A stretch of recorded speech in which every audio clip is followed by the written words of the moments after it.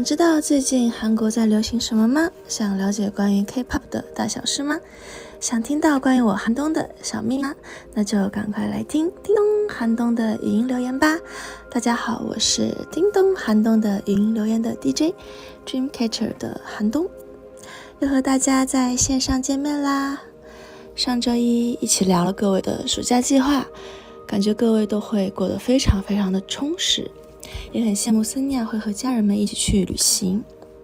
当然准备来看我们演唱会的森尼亚在这里提醒大家一下，距离我们见面的时间又近了哦，嘿嘿。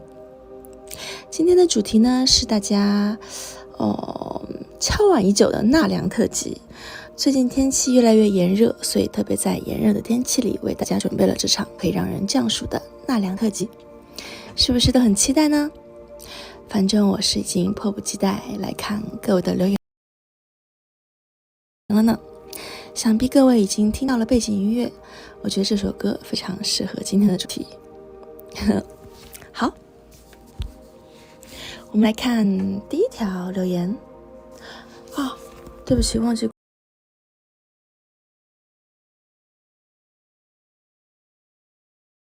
关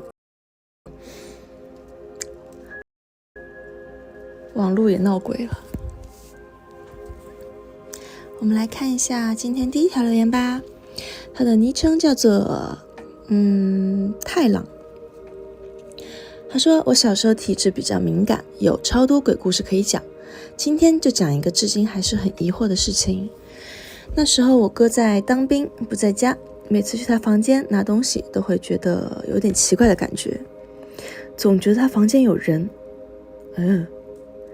有一天从我房间出来，往我哥房间看了一眼，就隐约看到好像有一个人站在他的电脑前，真的是吓烂了。某一天家里没有人，我叔叔打电话来，就有一个自称是我哥朋友的人接电话，我叔叔就觉得很奇怪，所以又打电话跟姑姑说这件事情。因为姑姑就住在我家楼下，所以叫表姐上来看看是不是真的有人。据表姐说，她有看到一个人在我哥房间打电脑，大家就觉得真的是我哥朋友帮忙顾家。有天半夜起来上厕所，我一出房间就会看到客厅，因为那是我在客厅的电话机旁边看到一个人影，因为是近视，很不确定是不是，但因为很急着上厕所，就先去了。上完厕所我又往那边看，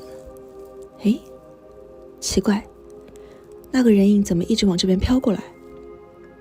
我整个人跳起来往房间里冲，然后门还没有关好，在门缝里看到好像是人的东西在那边飘来飘去。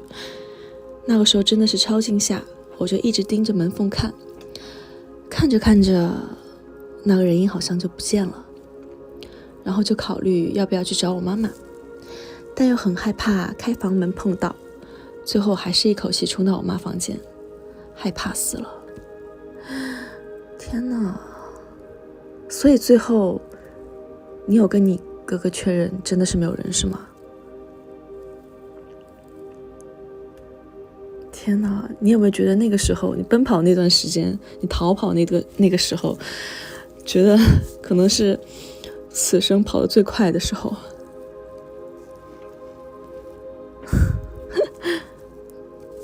很懂你的心情，害怕的时候最想找妈妈。但是为什么会自称是你哥的朋友呢？你哥哥知道是什么反应？有点好奇。但是还帮你们接电话，看来应该不是恶鬼吧？可能是个乐于助人的好鬼。不过据我的经验如果要是看到平时看不到某些东西，就好比鬼，就说明你的体质或者是免疫力降低了。如果你觉得很困扰的话，可以加强一下锻炼。对，但是还是很好奇哥哥的回答，有机会告诉我。让我们来看一下留言。嗡嗡说东东有看过吗？件事我应该平常有说过吧，我也有看到过。之前去年的时候，当时在家里，然后那个家就总是突然一下门口的那个灯就会自己亮，但那个灯其实是有人走过去才会亮的。对，那段时间就经常自己亮，但我在想会不会是有什么虫子或者是怎么样，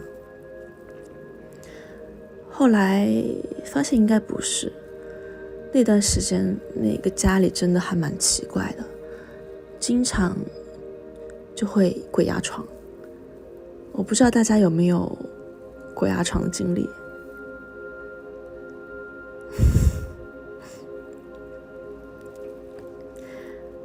不仅是感应灯它自己会突然亮，电视也会自己突然开始播放，我就觉得很奇怪，但是当时好像没有很怕。然后那段时间晚上经常鬼压床，听到有人在冲厕所，然后是半夜哦，然后能清晰的听到那个人从厕所走出来，然后坐在了我床边，叹了一口气，是个女生。对，我一个人，家里一个人。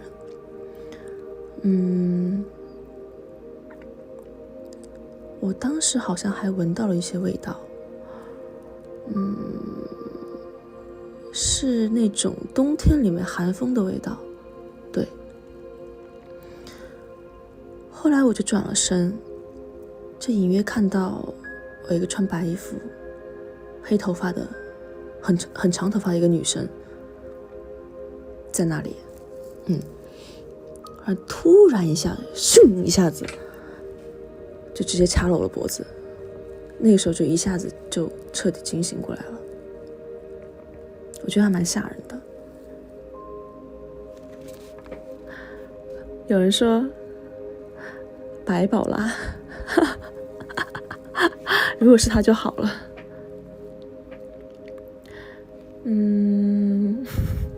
我也可以说是白宝拉梦游，笑死。阿典说我今天不敢睡，你要负责。其实我都有点害怕现在。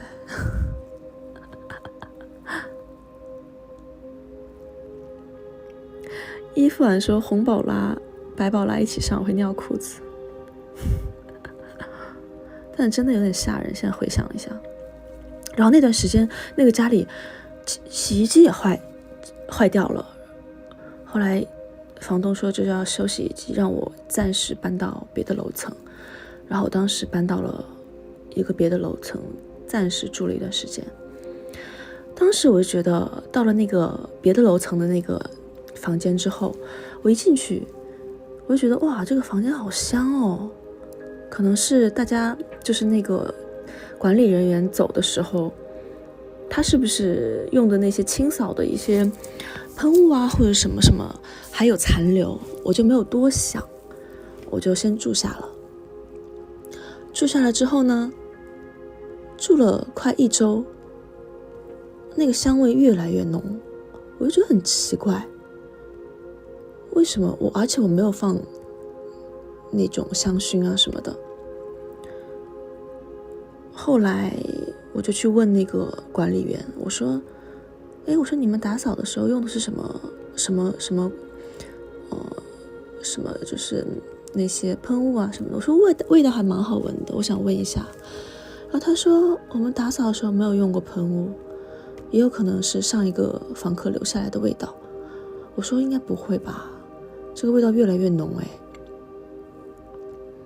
后来我就一直在找这个味道的源头在哪里，然后甚至就打开了衣柜，不是衣柜里出来的味道，甚至我都趴在地上闻了，我说是不是地上反上来的味道，也不是，就最终也是没有找到那个香味的源头在哪里。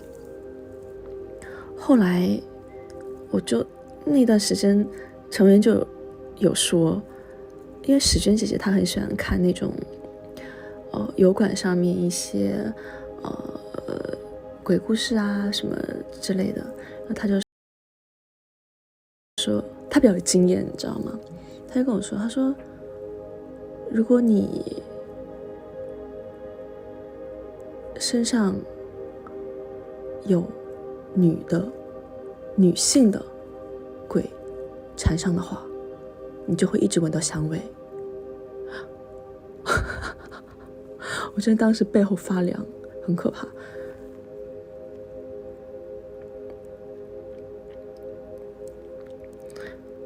但这个真的是我真实的故事。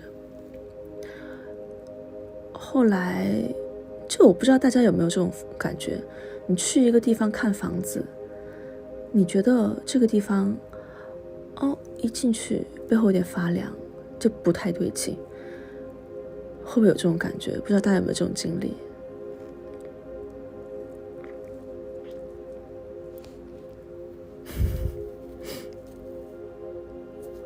小杨说，果然东东的气质不管阴间阳间都有吸引到。妈呀，你说的我好害怕。虽然你在夸我。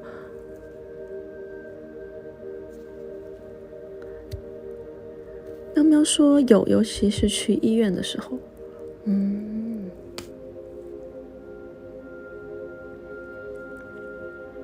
Andy 说一个人住有这种事情也太可怕了吧。的确是，一个人住这种事情的确很可怕。我妈妈之前还说过一个事情，她说我很小的时候，有一次我跟我妈妈2个人在家，我爸爸不在，可能是晚上11点多的时候，我妈妈就抱着我，当时我很小，才2、3岁、3、4岁这个样子。然后他就抱着我在卧室走来走去，然后我突然眼睛看到天花板的一个墙角，然后就定在那里不动了。我妈妈问我怎么了，然后我指在那个地方，我说妈妈你看那是什么。然后我妈妈一整个吓到脸色苍白，但我自己一点都不记得我看到了什么，可能是看到什么了吧，因为都说小孩子的那个就是比较弱一点，所以能够看到很多别人看不到的东西。小朋友很容易看到，对吧？我觉得我不记得比较好吧。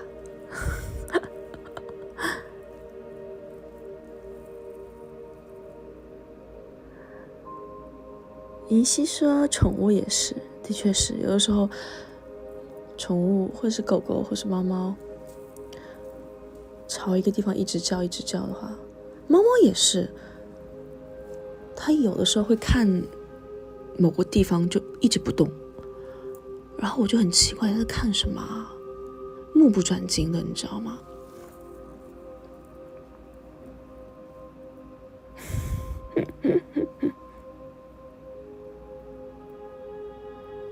哇，好吓人哦！有朋友说 Cindy 说以前小时候看到有个红衣服双眼发光的女生在我妈妈梳妆台梳头。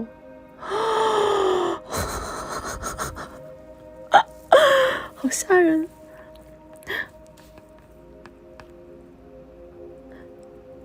有朋友说我以前做殡仪馆的，这些还好啦。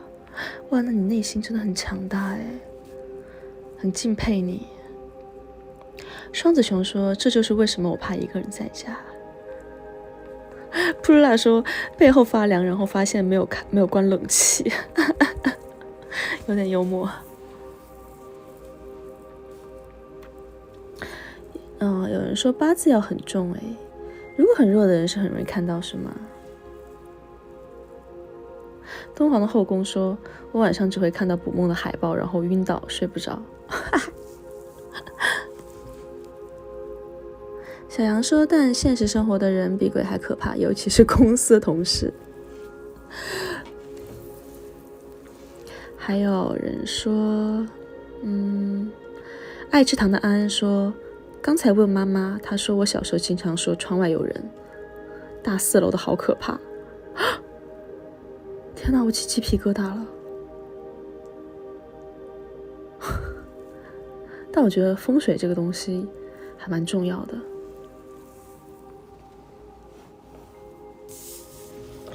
哦，现在好冷哦，需要空调来唱一下歌。哇，我刚才会不自觉的往后面看，好吓人。哦，还有人说，伊芙兰说，有人说挂海报的、有人脸的会让东西住进去，好吓人。虽然说我们捕梦网是名副其实的鬼团，但是我也很怕哎。东东现在一个人吗？我当然一个人了。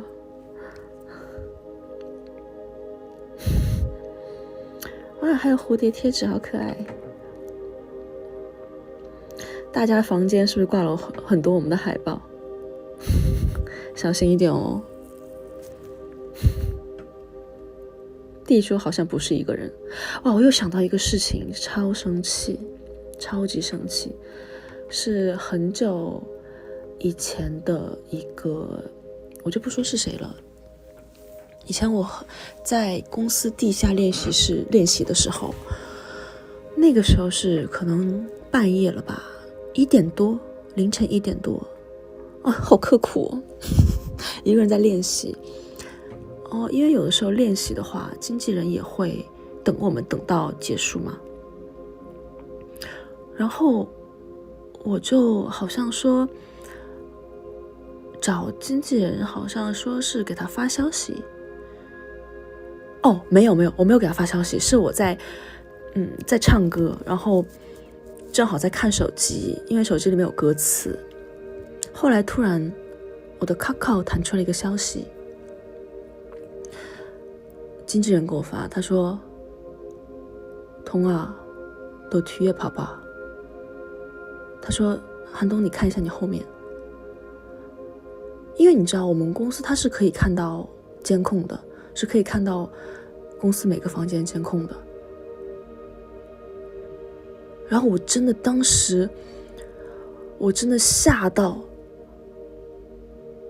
我直接给他打电话，我说你干什么？我说真的很可怕，因为你知道半夜又是地下练习室，又是你一个人，突然你看着手机上面弹出个消息，你看看你后面，你知道有多可怕吗？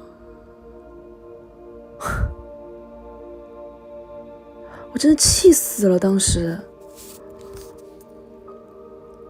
我直接打电话过去破口大骂，我真的生气了当时。我觉得如果是任何一个人都会生气吧，就觉得开玩笑有时候也会要有个限度的，对吧？我觉得你都吓到我了，就不是开玩笑了吧？因为我本来就很怕这种东西。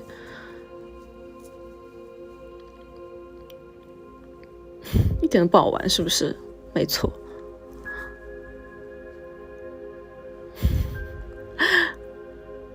爱吃糖的安安说想听破口大骂，很可怕的哦，你小心一点。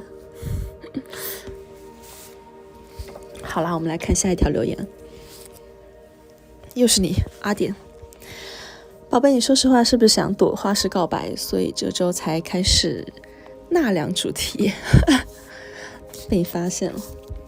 去年年底突然梦见过世多年的老爸，梦里我出现在某个70年代风格的房间里，哇，房间里带着记忆让人心灵平静的氛围，直觉就认为是我老爸的房间，然后我就自言自语的说，拜托老爸，我很怕鬼，别出来吓我。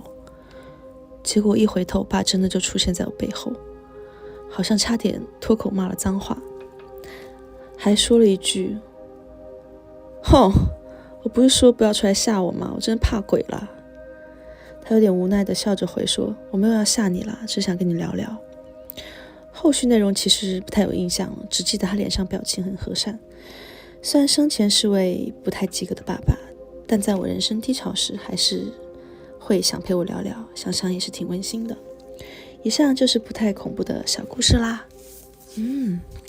我觉得还蛮温馨的耶，完全不恐怖。应该是日思夜想，你爸爸晚上才会就是想你爸爸了，他晚上才会梦见他，对吧？刚好天上的爸爸也感应到了，并且及时来见你啦。他是来给你托梦的吧？而且梦是反的，你说是爸爸想跟你聊一聊，其实你内心也有想对爸爸说的话吧，所以他才会出现在你的梦境里。虽然醒来你可能没什么印象，但我相信肯定在梦境中和他聊得很开心。也许爸爸是怕你醒了之后会舍不得梦境，才模糊了你的记忆。既然爸爸无法真实陪在你身边，那就在梦里和他亲近亲近吧。梦到过世家人，何尝又不是一件幸运又很温馨的事情呢？对吧？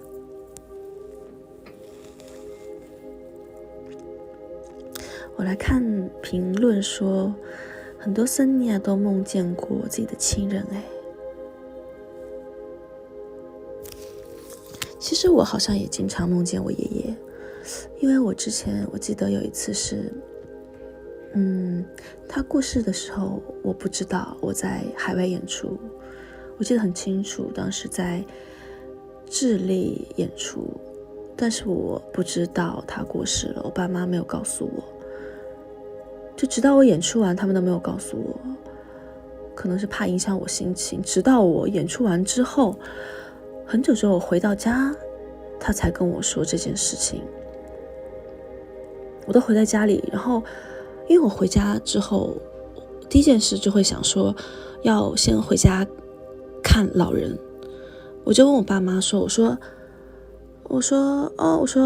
什么时候去看姥姥姥爷爷爷奶奶，但我不知道我爷爷已经过世了。当时后来他们没有说话，因为我很敏感，我是一个很敏感的人，就是从一些细节可以很敏感，我就觉得有点怪怪的，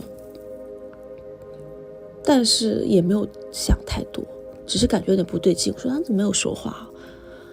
后来他就跟我妈就跟我说，当时坐在客厅里，他说东东，我跟你说一件事情，你不要害怕。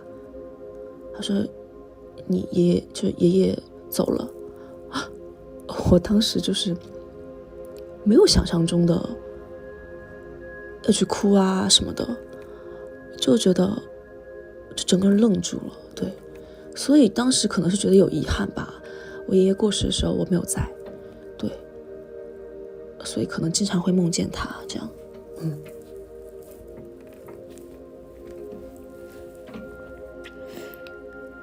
多利多兹说很平静吧，对，当时的心情没有就是想象中那么大起大落。Don't touch me 说有感应到，要过一段时间才会有真实感。对，当时完全没有实感，我觉得不会吧，怎么可能？因为我没有亲身去经历那个过程，所以我完全没有真实感。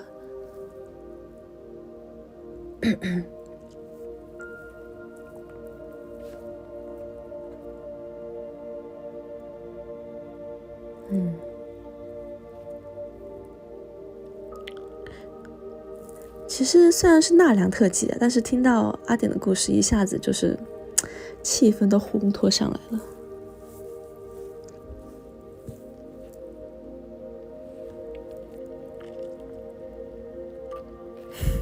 阿典说成功让气氛变得不恐怖了，我也是功德一件。没错。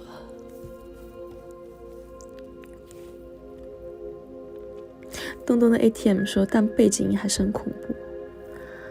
今天工作人员准备这个 BGM， 他说感觉放那种太恐怖的又会有点怕我自己害怕，所以就放了一个平静一点的。这个还好，不是很恐怖吧，就是很平静而已。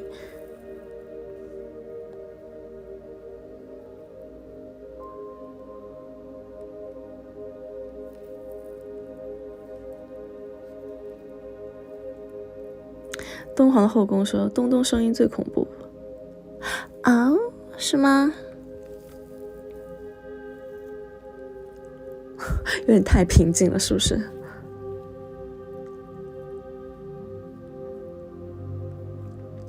感觉还特别空灵，没错。其实今天没有很多条留言，所以想说多跟我们森尼亚来聊一聊。好像今天的台本上没有写很多留言这样子，可能是因为怕我太害怕了吧所以挑选了一下。Don't touch me 说今天忙着抢票哦，今天抢票哦，你们有抢到吗？有成功抢到吗？难抢吗？今天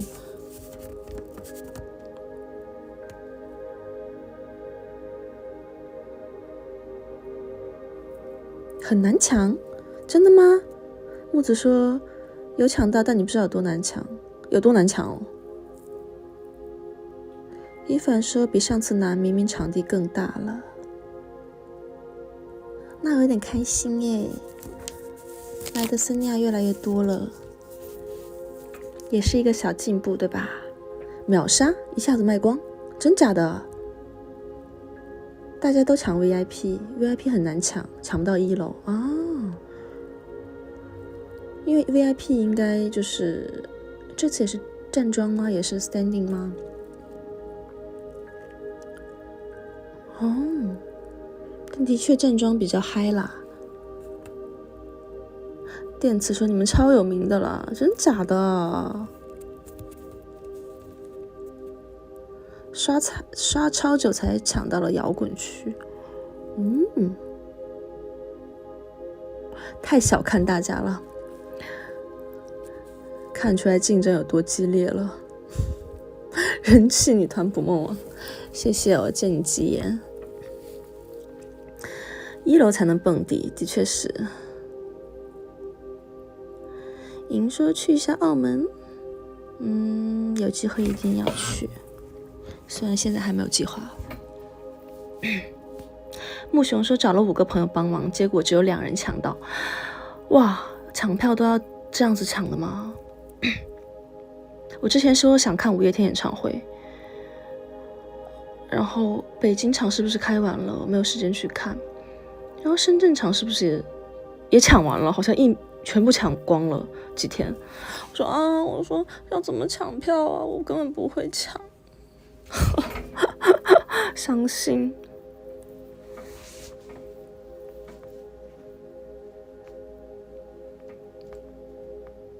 5月天好像又要去花莲开了哦，是吗？那你们可以去的人一定要去哦，替我看一看。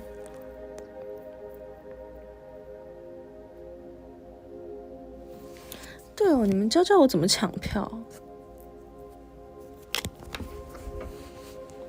5月天还好了，你们的更难抢，才不是嘞！5月天是真难抢。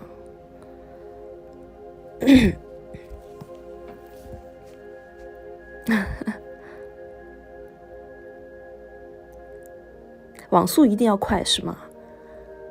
那是不是要去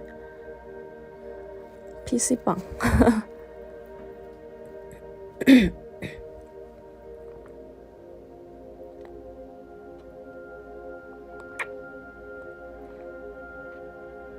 不能用公司 WiFi 是吗？手速就是一切，也是个技术活啊，抢票。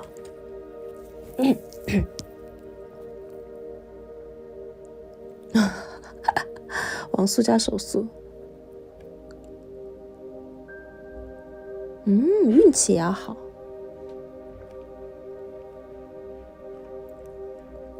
用筋膜枪啊！我有看过那个视频，就是有人用筋膜枪去抢票，哇！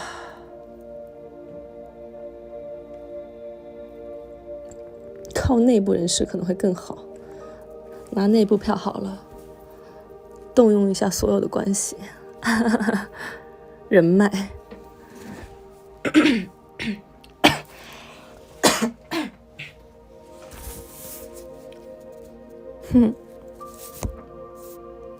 好了，有点热了，开一下空调。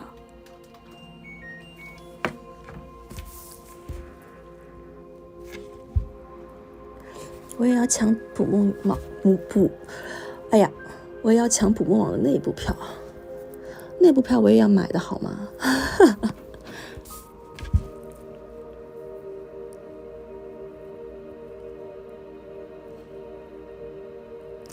东东最近很累吗？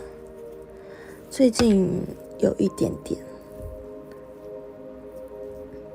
每日嘴瓢。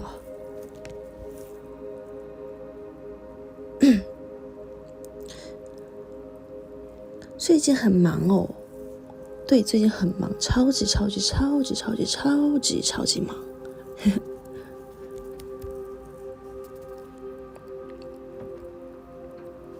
新代言照很好看，谢谢。那个是3月的时候拍了，很久之前拍的了。现在还是红发吗？现在不是红发了。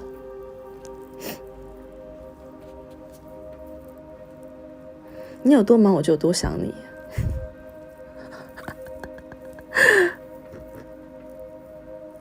亚洲游王。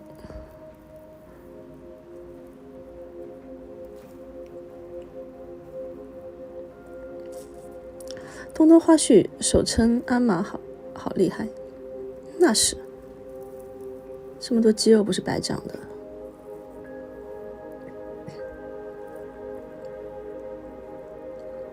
哦，今天照片不是库存。对，今天照片不是库存。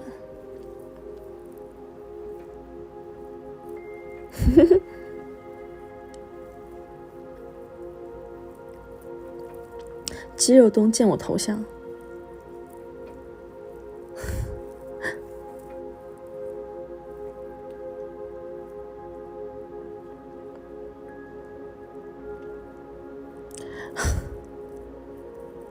东东揍我。好了，我们来看下一条留言吧。他叫东东的 ATM， 原本想跟老婆告白，但想想今天的特辑还是算了。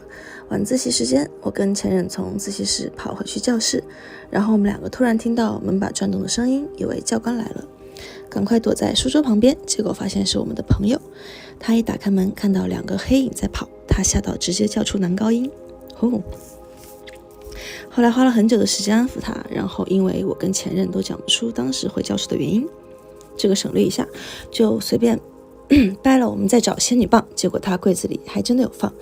反正我们3个人就在教室里跟走廊拿着仙女棒跑来跑去，突然有一道光闪向我们都想说是教官来了怎么办，快逃，就沿路蹲低冲到围墙边，还有一直听到有人在低吼说不要走，我们3个人都有听到，后来发现后面根本没有人，绕原路回去也没有任何人的足迹。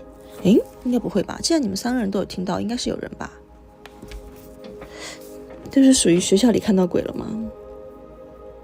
有点吓人耶。因为很多恐怖电影都是以学校为背景的嘛，比如那种女高怪谈系列，所以说晚自习的时间你就好好学习吧，真的是，还敢绕原路回去检查，都听到叫你们不要走了，还跑回去看，也是蛮佩服你们勇气的。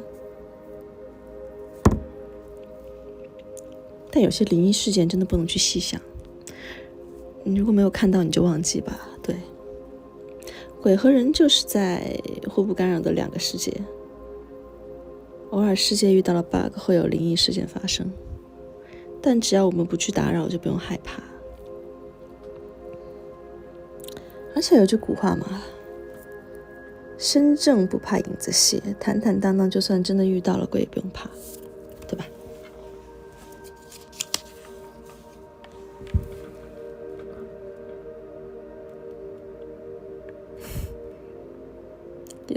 有人说宁可信其有，这个看个人观点了，有的人信，有的人不信。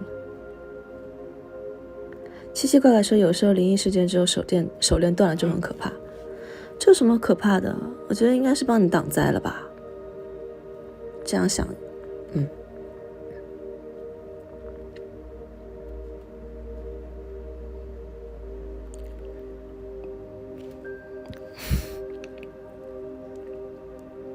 但你反过来想一想，鬼会不会更怕人呢？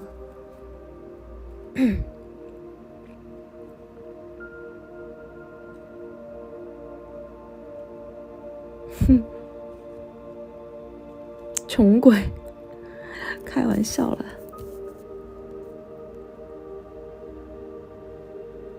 皇上熊说：“东东今天晚上来陪我聊天吧，我好怕。”哼，那你等我哦，我晚上去找你。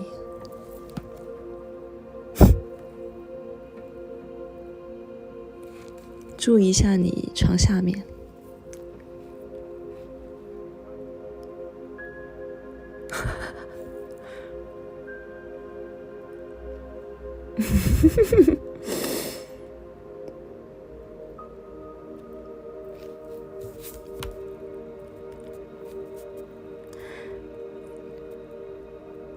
但大家不知道有没有在学校遇见过鬼？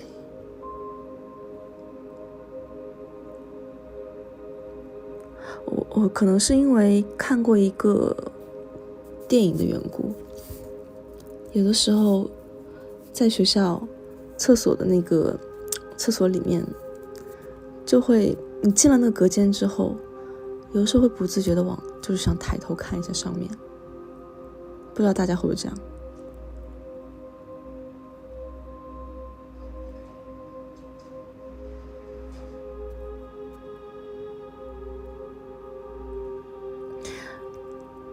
不是都经常说学校会，就以前的墓地那种地方会建学校，因为学校学生多，孩子多，阳气比较重，就可以压一下那里的阴气嘛。所以不知道是不是这个原因，学校晚上会比较容易，就是觉得很阴森这样。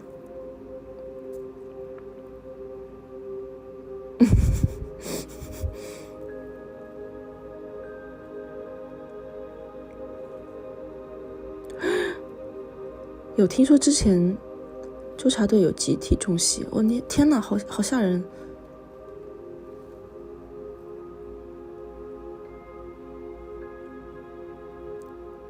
对，很多地方很多学校是墓地改建的。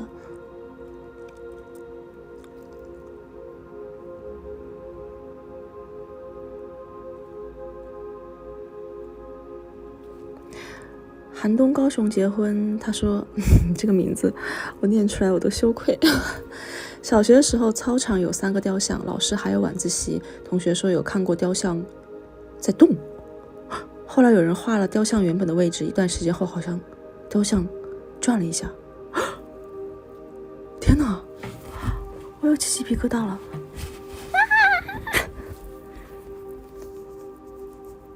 好吓人。这样想一想，我好像也遇到过蛮多就是想起来有点匪夷所思的事情，而且据说很多服过兵役的男生都在半夜见到过一些不该看到的东西。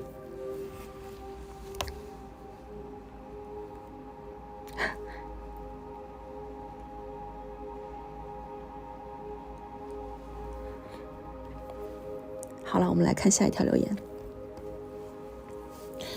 欧萨斯说，分享一个之前跟高中同学出去玩发生的故事。那时候是下午，我们刚跑完观光景点，从外面回去民宿。我是第一个进到室内的，但我听到楼上有人说话的声音。我明明是第一个进来的，大家都还在外面脱鞋。当时都吓死了，马上告诉第二个进来的同学，他说他也听到了，于是我们就上楼去确认。发现2楼房间电视开着，声音被调很大，才会听起来有人在楼上讲话，但是电视怎么会打开？明明没人在民宿，而且那间房间还是前一天晚上，我们集体窝在那边边看恐怖片电影《女鬼桥》的房间。哦，这句话什么意思？我们集体窝在那边看电影《女鬼桥》的房间。就是那天晚上是你们有看鬼片的房间是吧？我跟同学整个毛到不行，太巧了吧。后来其他人安慰我们说可能是打扫阿姨进来打扫边看电视，不要想太多，但还是觉得有点毛毛的。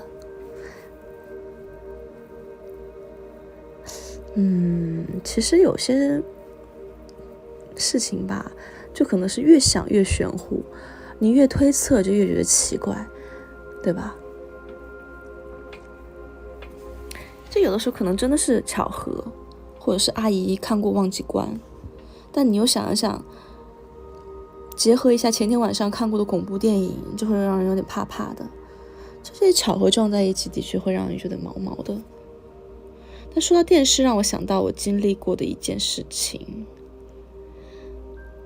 就是我刚才说过的，就自己在家的时候，电视会莫名打开不止一次。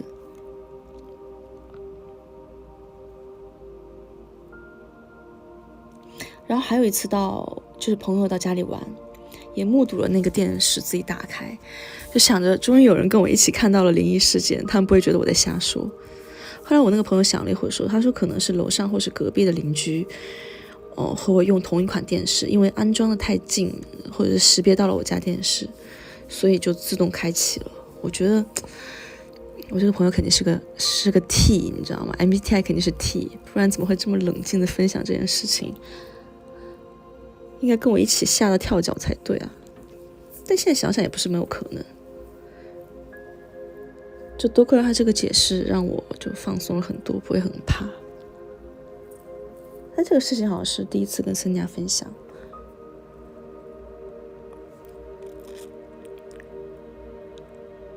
平均速度说会吗？但至少也隔墙壁。会吧？就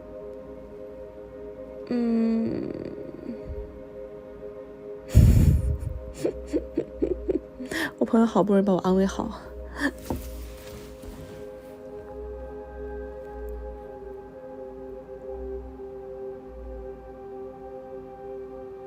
下次签售需要送平安符。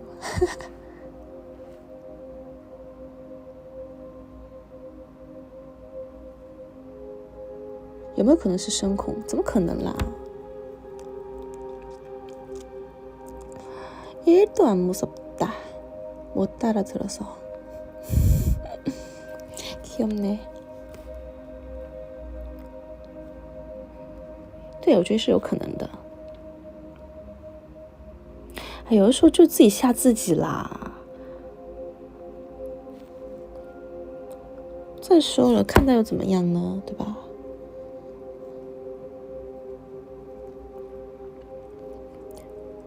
东东有被鬼压床过吗？我经常啊。就是那段时间，刚才我第一条留言的时候说的自己的亲身经历，那个就是鬼压床。还有一次是我跟成员一起去录综艺，然后那个时候是我们的团综，我不记得我们是去到哪个地方了，不在首尔，是在一个村子里面。当时在那个韩屋里面睡了一晚上吧，对，当时就7个人睡，工作人员所有人都不在，离我们还挺远的。后来睡了一晚上，第二天回家之后，因为也没有怎么睡得很好，我就说那我补个觉吧，大白天的，然后我就边放着动漫边看的。后来就睡着了，那天也被鬼压床了，但是我觉得可能是因为前一天录制太累，所以才会这样子，对，也没有想太多。难道是我带了什么不该带的东西回来吗？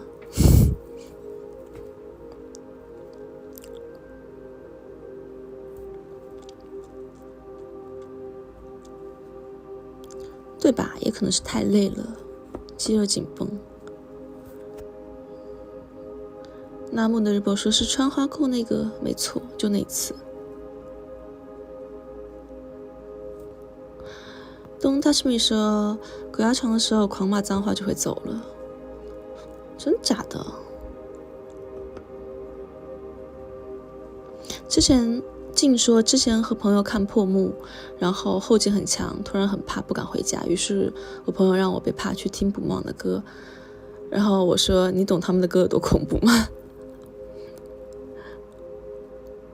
去听 Red Song。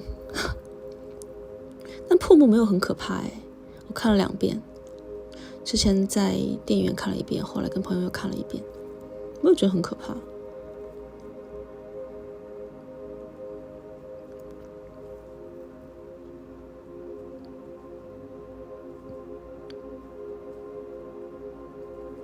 后劲很强是吗？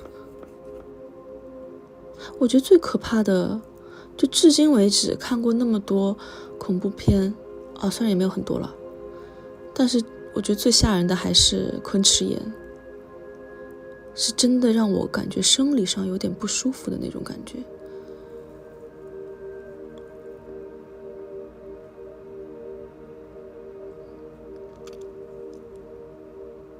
甚至就是吓到有一次我们有一个商演是去昆池岩那个地方演出，然后我就在路上，我们就坐经纪人车去嘛，睡着了，还做噩梦呢。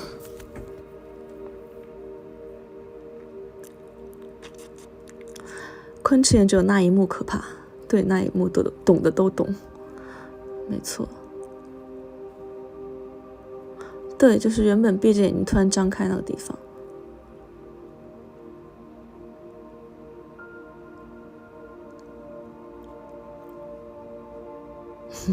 人菜瘾又大，我就是这样的。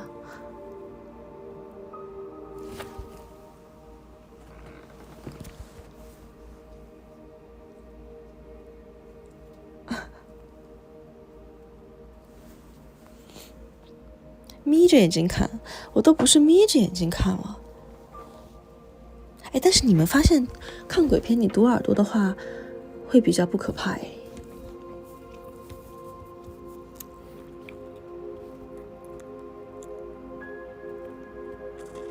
戴毛线帽看。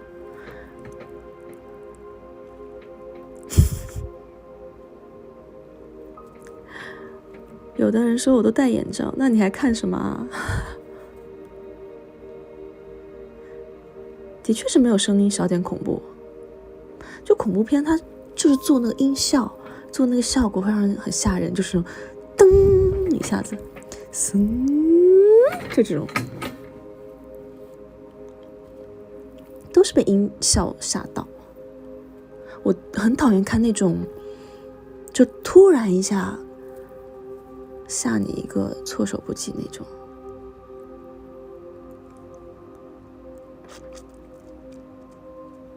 我们来看一下最后一条留言。昵称 Diz 是个冲浪号 Hello， 从小到大都会遇到一些奇怪的事情，比如做梦梦到没有去过的地方，但是后来会去，或者是预知一些东西。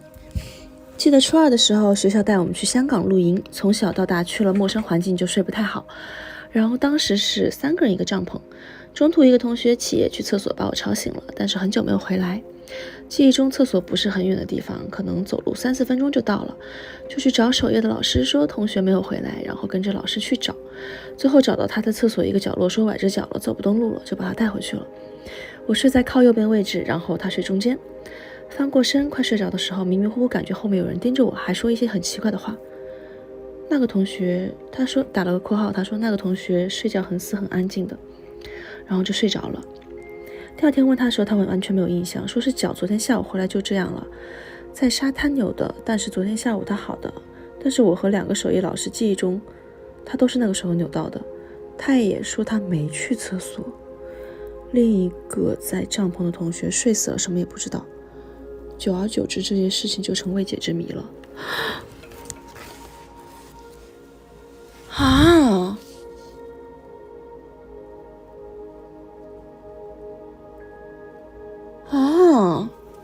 你这个有点吓人那就是说这位同学自己半夜去了厕所把脚扭了，但是第二天完全不记得，还说了另一个扭脚的原因。怎么这就是被篡改了记忆吗？这就灵异嘞。主要是你和守夜老师两个人都是这样记的，那问题就出在这位同学身上吧。哇，你这个故事有点东西。梦游吗？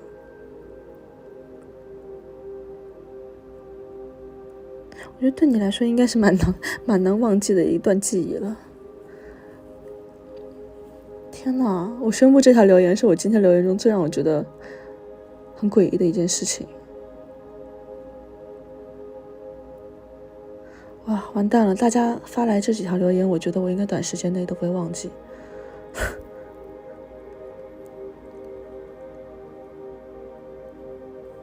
现在毛骨悚然哎。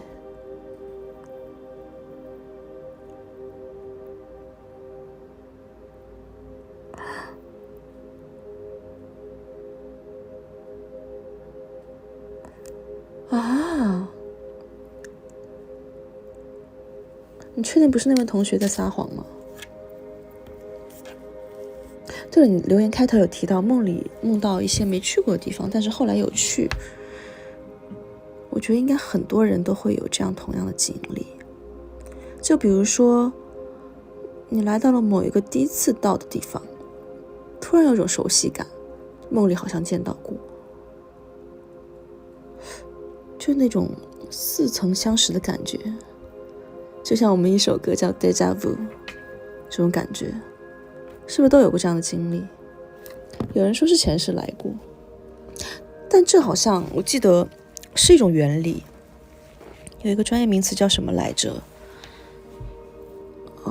应该是海马效应吧，对吧？就是我来跟大家科普一下，就是那种称为就是幻觉记忆或者是即视现象，对，是一种人类在现实环境中突然感到自己曾与某处经历过某画面，或者是经历过一些事情的感觉。就这种现象似乎与梦境中的经历有关，尽管大家可能已经忘记了梦境的内容，但是现实生活中遇到相似的场景，就会产生一种似曾相识的感觉。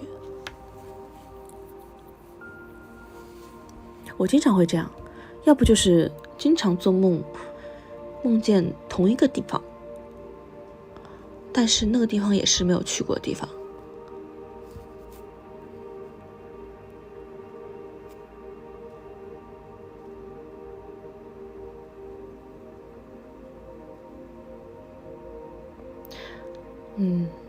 预知梦，但我经常做预知梦。有人说难怪我出现东东的时候会有种莫名的熟悉感觉。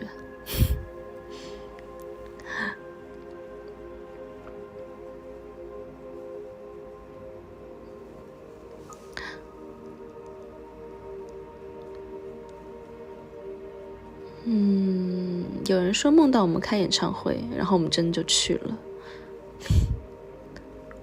没准我们前世也认识啊，对不对？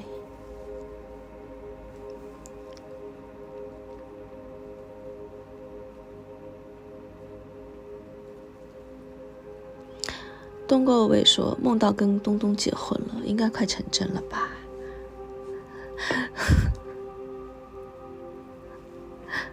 但愿是个预知梦吧。但有的时候梦是反的哦。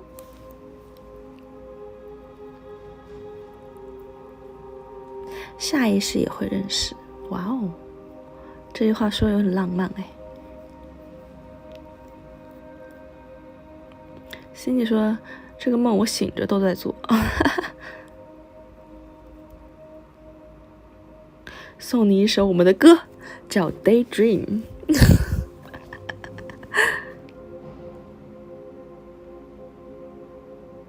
汪汪说前几天做梦梦了东东，哎，你梦到我什么？告诉我，展开说说，很好奇。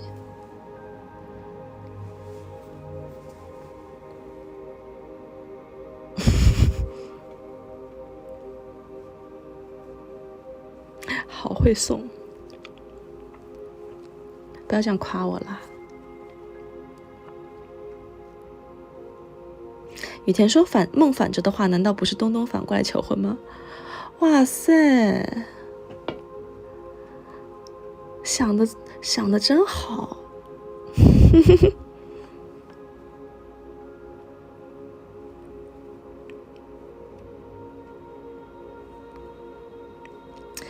再送你一首 Propose 啊，那你就等着吧，等着这个梦反过来，嘿嘿。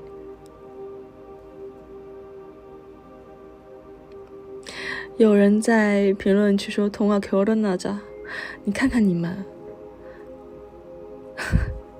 把我们韩国的森尼亚也带坏了。都有韩文的这个留言了。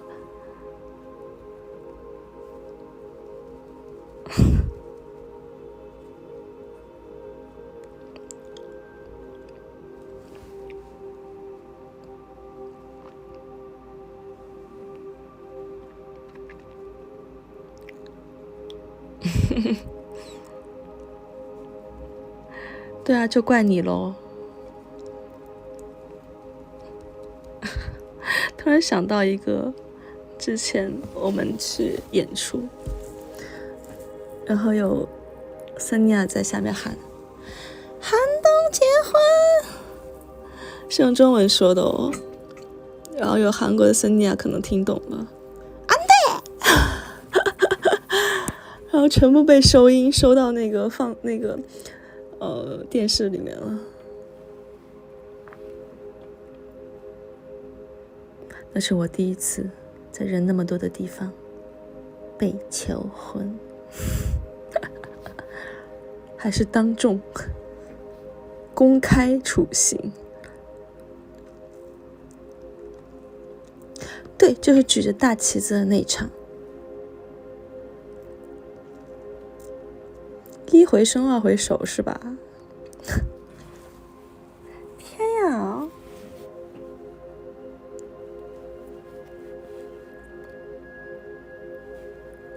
好多人见证，跟抢婚了一样。好啦，今天为大家带来了期待已久的纳凉主题，不知道各位感觉怎么样呢？我可是听到了很多神奇的故事。今天的主题跟我们以往的内容不太一样，感觉还有点新颖，对，很有趣。但是还是那句话，快乐的时间总是过得特别快。我们的第10次见面也要到说再见的时间了呢。答应我，未来的1周也要好好的，要等我再过来陪大家聊天哦。我们一起期待一下下一期的节目吧。希望今天都能做个好梦，要梦见我哦。哇哦，这么花里胡哨的贴纸。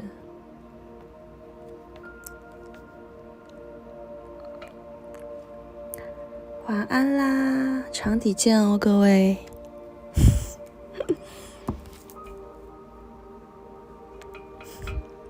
一大串问号。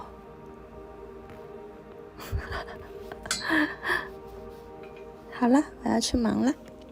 以上是今天叮咚寒冬的语音留言的全部内容。